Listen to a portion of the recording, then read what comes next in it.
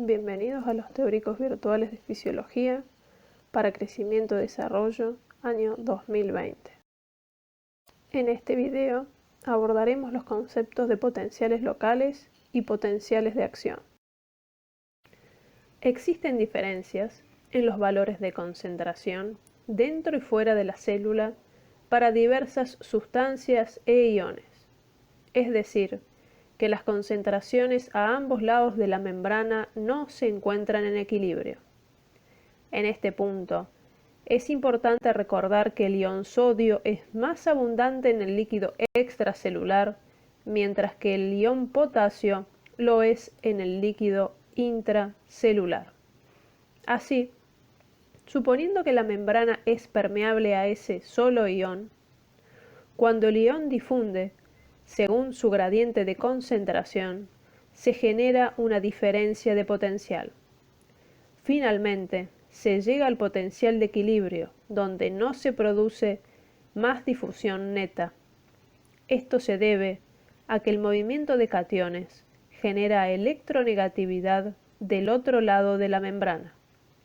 Es decir, se genera un potencial eléctrico en sentido opuesto al flujo por gradiente.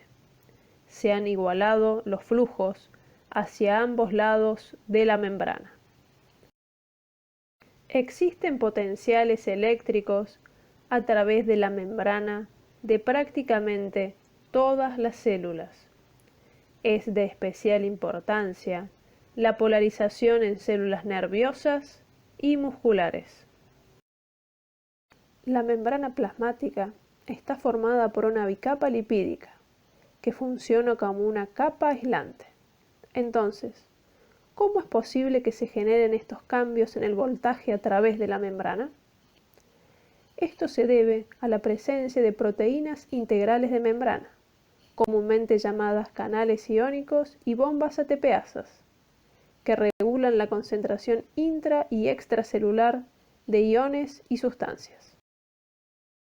Los canales iónicos pueden encontrarse abiertos constitutivamente o bien tener un funcionamiento regulado por cambios de ligando, voltaje, fosforilación o presión mecánica. En tanto, las bombas utilizan la energía de la hidrólisis del ATP para movilizar los iones en contra de su gradiente de concentración. Los potenciales se clasifican según la distancia que recorren dentro de la célula.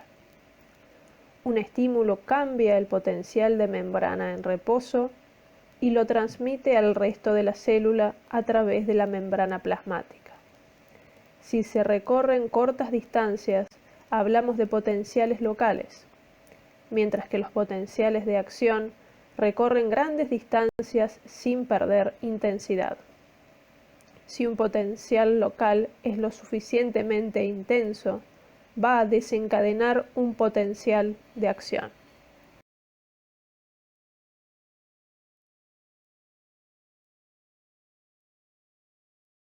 Los potenciales locales se originan en las dendritas o en el cuerpo neuronal. Un estímulo activa canales regulados y desencadena la entrada de iones, que cambian el potencial de la membrana. Los potenciales locales se caracterizan porque la intensidad del cambio de potencial de membrana es proporcional a la magnitud del estímulo. Por esto, también se denominan potenciales graduados o escalonados. En el dibujo se observa una neurona a la cual se le han colocado 3 microelectrodos en diferentes zonas a fin de registrar los cambios en el potencial de membrana en cada sector a lo largo del tiempo. Cuando un estímulo llega a la neurona, inmediatamente se registra una reducción en la diferencia de potencial de membrana, es decir, en el interior celular hay un menor exceso de cargas negativas que en condiciones de reposo, aunque esta situación es rápidamente revertida. Este cambio en el potencial de la membrana genera un flujo de corriente local dentro del cuerpo celular, es decir, hay un movimiento de cargas eléctricas positivas. Finalmente, cuando este flujo de corriente llega al cono axónico, se observa que el cambio en el potencial de la membrana que puede generar es menor, es decir, perdió intensidad. Esto se debe a la resistencia que ejerce el citoplasma a la circulación de corriente y a la fuga de corriente por la pérdida de iones a través de canales abiertos constitutivamente. Entonces, el potencial local se desvanece y frena la transmisión de señales. Es importante aclarar que los potenciales locales constituyen las señales de entrada para los impulsos nerviosos a través de sinapsis o de receptores. Se define como potencial despolarizante aquel que reduce la diferencia de potencial de membrana entre el interior y el exterior de la célula, mientras que aquellos que aumentan la diferencia de potencial se denominan potenciales hiperpolarizantes. Esto ocurre, por ejemplo, ante la apertura de canales para el ion cloruro. Un estímulo pequeño genera menos despolarización que un estímulo mayor. Un incremento en la duración no hará que sea más intenso. Para generar un potencial de acción en la neurona postsináptica, se necesita un estímulo muy intenso que despolarice la membrana por encima del valor umbral. De este modo, los potenciales despolarizantes son excitatorios, mientras que los hiperpolarizantes son inhibitorios.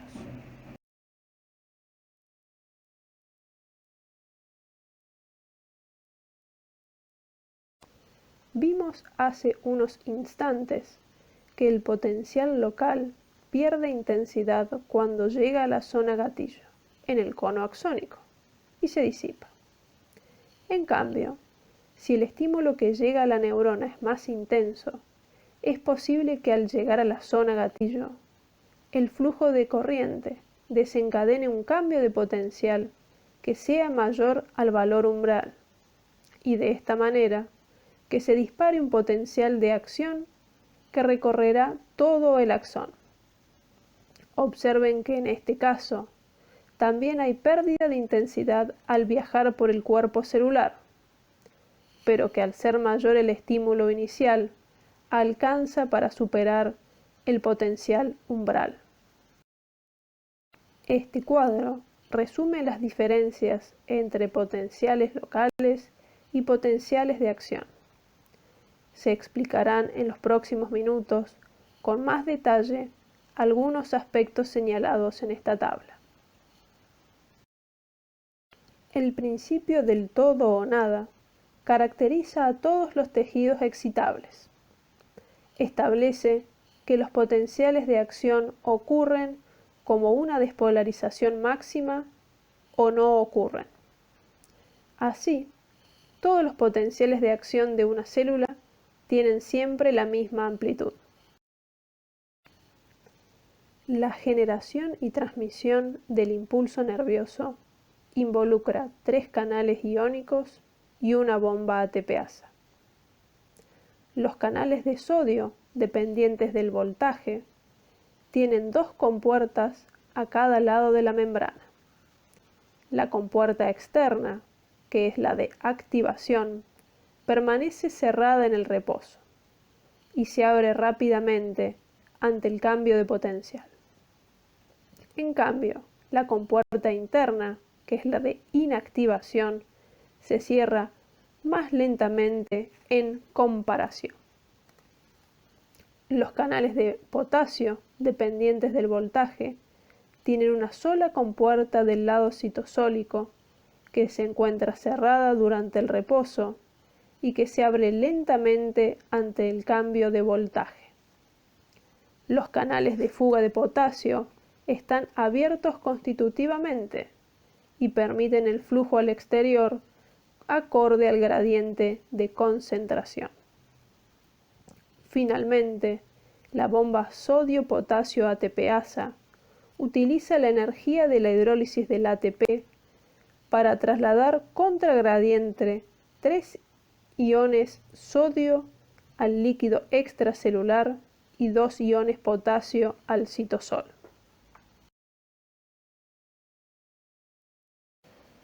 Mientras una neurona se encuentra en reposo, su membrana tiene el potencial de equilibrio. Posteriormente, ante la llegada de un estímulo despolarizante, la membrana se despolariza hasta alcanzar el valor umbral. Canales de sodio regulados por voltaje se abren. Comienza a entrar sodio a la célula. Posteriormente, más canales de sodio se abren generando una rápida despolarización de la célula. Al llegar al potencial máximo de despolarización, los canales de sodio comienzan a cerrarse, mientras que los canales lentos de potasio, regulados por voltaje, se abren. Así, el potasio se mueve hacia el líquido extracelular, repolarizando la célula. Debido a la presencia de canales de fuga de potasio y a que los canales de potasio regulados por voltaje son lentos para cerrar, potasio adicional abandona la célula hiperpolarizándola. Finalmente, los canales de potasio se cierran, se recuperan los potenciales de membrana en reposo. También se recupera la permeabilidad iónica del reposo. La bomba sodio-potasio compensa los gradientes. Todo este proceso se desarrolla en 3 o 4 milisegundos. Entonces, cuando un estímulo arriba a una neurona, se genera una despolarización de la membrana que conduce a la activación de los canales de sodio y de potasio regulados por voltaje. Los canales de sodio son rápidos, por lo que se abren primero. La entrada del ion sodio genera despolarización, que generará una apertura de más canales de sodio en un ciclo de retroalimentación positiva. Finalmente, cuando la compuerta de inactivación del canal de sodio se cierra, este ciclo se detiene. Los canales de potasio, en cambio, son lentos para abrir y cerrar.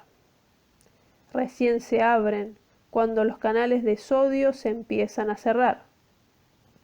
La salida de potasio genera repolarización de la membrana, lo que conduce al cierre de la compuerta, en un ciclo de retroalimentación negativa, con la consiguiente finalización del potencial de acción. Una vez que el potencial local supraumbral llega a la zona gatillo, se desencadena el potencial de acción, es decir, señales eléctricas de fuerza uniforme viajan desde la zona de activación hasta el final del axón. Cada segmento del axón experimentará los cambios en el potencial de membrana característicos del potencial de acción, donde para un instante dado, cada sección de membrana se encuentra en una fase diferente del potencial de acción. Veamos con más detalle la propagación del potencial de acción. Un potencial local supraumbral alcanza la zona gatillo cambiando la polaridad de ese segmento. Así, canales de sodio dependiente de voltaje se abren y el sodio comienza a entrar en la célula. Esto genera un flujo local de cargas positivas en las secciones adyacentes del axón. El flujo de corriente local genera nuevas secciones de membrana que se despolarizan. Sin embargo, la región más cercana a la zona gatillo se encuentra en la fase de repolarización de la membrana, generando una zona refractaria a este flujo de cargas positivas. Este proceso asegura la conducción del potencial de acción hacia la zona final del axón. Mientras la membrana se encuentra despolarizada por un potencial de acción, no se puede producir un nuevo potencial de acción. Hasta tanto los valores del potencial de membrana se acerquen a los valores en reposo, la célula estará en un período refractario absoluto, por la inactivación de los canales iónicos. A medida que la hiperpolarización de la membrana es revertida, aumenta progresivamente la excitabilidad de la membrana en el período refractario relativo. Estos períodos y zonas refractarias aseguran que los potenciales de acción no puedan viajar hacia atrás y no puedan superponerse. La velocidad a la cual el potencial de acción se propaga por el axón depende de dos factores. El primero es el diámetro de la fibra nerviosa. El flujo de cargas dentro del axón experimenta resistencia por la membrana plasmática del mismo. Entonces, a mayor diámetro del axón, una fracción menor de las cargas están en contacto, generando menor resistencia al flujo. Esto haría suponer que los nervios son de gran tamaño. Sin embargo, los sistemas neuronales complejos, como la de los mamíferos, utilizan múltiples fibras axonales aisladas de diámetro pequeño en lugar de una sola fibra grande sin aislación. En esta tabla se presenta la clasificación de las fibras nerviosas según su tamaño. Se puede observar que a mayor diámetro de la fibra, mayor es la velocidad de conducción del impulso nervioso. También se destaca que cada tipo de fibra tiene funciones sensitivas o motoras específicas. El segundo factor que altera la velocidad es la resistencia a la fuga de iones. Los lípidos de la membrana plasmática son excelentes aislantes eléctricos. Por esto, los axones de ciertas neuronas han adquirido una cubierta protectora formada por múltiples capas de membrana plasmática enrollada sobre sí misma. Esta cubierta proviene de la membrana plasmática de oligodendrocitos o células de Schwann. Entre cada célula existe un espacio muy pequeño de alrededor de 1 micrómetro de longitud, sin cubierta aislante, denominados nodos de Ranvier. La imagen de microscopía electrónica a la izquierda muestra un corte transversal de un nervio periférico. Se observa cómo la membrana de la célula de Schwann envuelve al axón múltiples veces, dejando el núcleo celular por fuera de la cubierta. A la derecha, un corte longitudinal del mismo nervio muestra un nodo de Ranvier, donde no hay vaina de mielina. Entonces, en nervios mielinizados, el potencial de acción viaja más rápido, ya que solamente se tienen que activar los canales iónicos que se encuentran en los nodos, para permitir que el flujo de corriente despolarizadora siga avanzando. En las zonas con mielina, no hay posibilidad de fuga de iones, permitiendo así incrementar hasta 50 veces la velocidad de conducción con respecto a un nervio amielinizado. Sabiendo que en los potenciales locales la amplitud de la señal es proporcional a la magnitud del estímulo y que los potenciales de acción siempre se desarrollan hasta una despolarización máxima, es decir, que tienen siempre la misma amplitud. Entonces, ¿cómo se transmite la intensidad del estímulo? Esto se resuelve variando la frecuencia a la cual se generan los potenciales de acción. Así, a mayor magnitud del estímulo, mayor amplitud del potencial local y mayor frecuencia de potenciales de acción que viajarán hasta el axón terminal, resultando eventualmente en una mayor liberación de neurotransmisores, por ejemplo. En estos libros indicados en la bibliografía pueden consultar sobre estos temas. Desde ya, muchas gracias.